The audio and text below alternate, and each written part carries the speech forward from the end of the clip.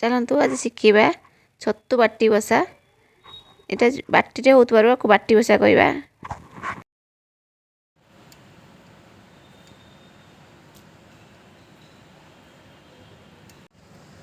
बर्तमान आगे गोटे बाटी नवा से मो छतु को अल्प भाजिकी रखी पकेवा।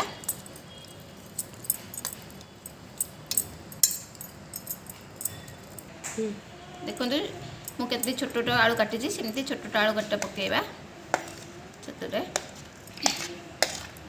पियाज भी से साइज काटी छोट छोट करके भी पकईदे।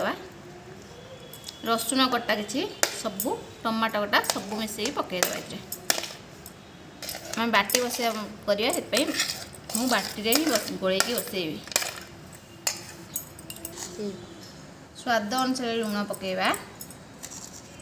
छतु भजा लुण पकईलु खाली आलू पियाज टमाटो देखिए से अनुसार लुण पकेवा।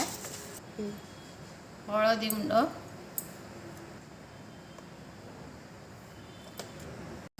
लंका गुंड अल्प सोरिष पेस्ट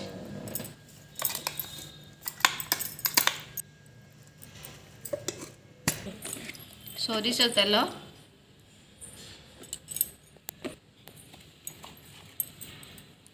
गोटा लंका दीटा एबे आक में भल भाव गोलई दबा।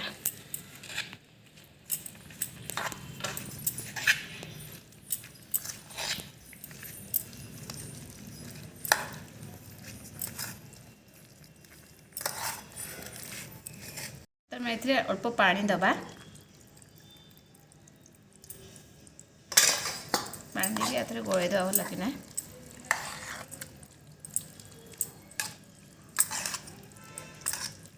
बर्तमान या आम गैस रे बसैबा। गैस ऑन करदेली ए फुट आसले सिम करदबा। फुटी आसलानी आपको गोटे कवर लगेदबा आ सिम करदबा। 10 मिनट पर कवर खोलुची देखंतु फुटुची भल भाव तो आलू भी सीझी आसलानी। एबे आम आपको भल भाव गोलई दबा और तार पानी जो अंश अच्छी पूरा सुखिला करदबा। गैस जोर करदबा पे ए मझे मझे गोलई गोलई देखंतु बर्तमान पानी पूरा मरीगला।